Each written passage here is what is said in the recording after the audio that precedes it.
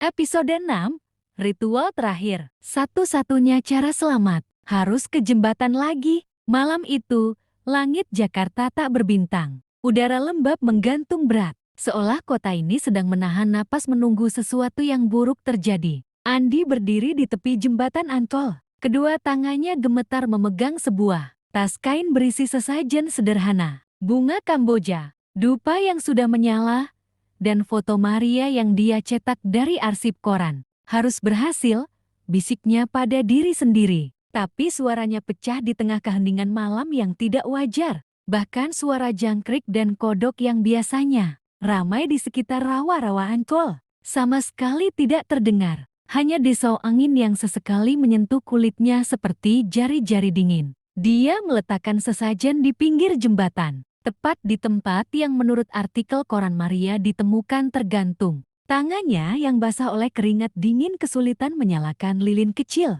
Setelah 3 kali percobaan, api kecil itu akhirnya hidup, menerangi wajahnya yang pucat dalam cahaya oranye yang berkedip-kedip. "Maria," suara Andi parau, hampir seperti bisikan, "aku tahu kamu sakit hati. Aku ngerti kamu dikhianati." Lilin tiba-tiba padam. Angin berhembus lebih kencang, membawa bau anyir air payau yang bercampur dengan aroma busuk yang tidak bisa dia kenali. Andi mencoba menyalakan lilin lagi, tapi korek api di tangannya tiba-tiba basah, seperti dicelupkan ke dalam air. "Aku cuma mau bantu," lanjutnya, suaranya sekarang gemetar tak terkendali, "tolong, jangan ganggu aku lagi." Dari bawah jembatan, terdengar suara cipratan air. Pelan dulu, lalu semakin keras. Seperti ada sesuatu yang besar sedang bergerak di dalam air. Andi tidak berani melihat ke bawah. Dia tahu apa yang akan dia lihat. Tapi ketika suara itu berhenti tiba-tiba, digantikan oleh suara menetes yang pelan di belakangnya, drip, drip,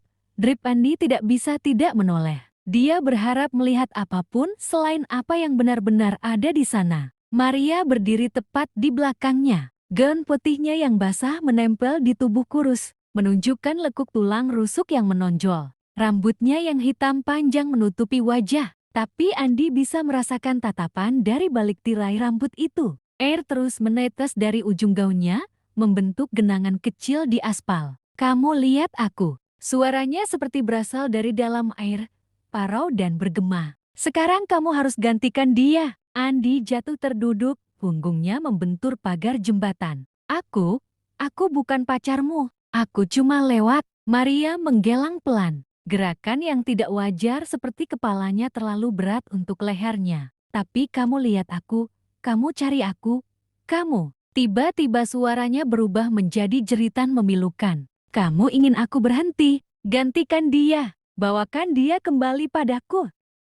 Seketika, semua lampu di sekitar jembatan padam. Hanya cahaya bulan purnama yang menyinari pemandangan mengerikan itu. Maria melangkah mendekat, dan dengan setiap langkah, tubuhnya berubah, kulitnya mengelupas seperti kertas basah, menunjukkan daging yang membusuk di bawahnya. Bau anyir mayat yang kuat memenuhi udara. Andi mencoba merangkak menjauh, tapi tangan-tangan dingin tiba-tiba menjerat pergelangan kakinya. Tangan-tangan dari air yang naik dari bawah jembatan, terbentuk dari genangan yang dibuat Maria. "Handra," bisik Maria sekarang lebih lembut, hampir sedih. Dia janji nikah, tapi dia kabur. Di tengah kepanikannya, Andi tiba-tiba mengerti. Ini bukan sekadar hantu yang ingin meneror. Ini adalah Arka yang terjebak dalam penderitaan, sakit hati yang tak berkesudahan. "Maria, aku bisa bantu cari dia."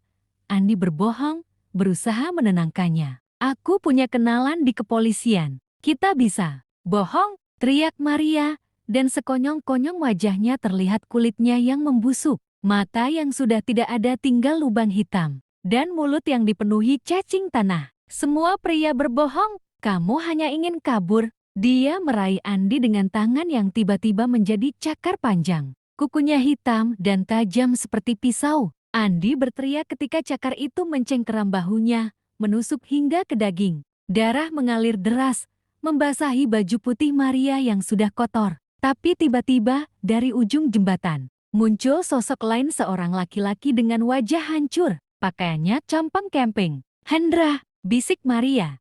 Suaranya tiba-tiba berubah menjadi seperti gadis muda. Laki-laki itu mengangguk pelan, matanya masih utuh penuh dengan air mata. Aku minta maaf. Maria. Maria melepaskan Andi. Tubuhnya gemetar.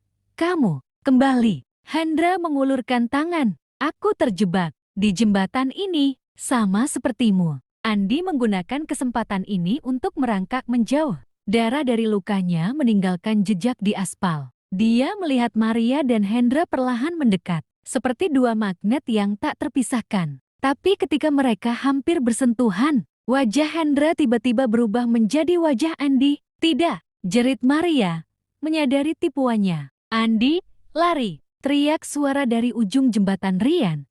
Temannya, yang ternyata memakai pakaian seperti Hendra untuk menipu Maria. Andi tidak perlu disuruh dua kali. Dia berlari sekuat tenaga.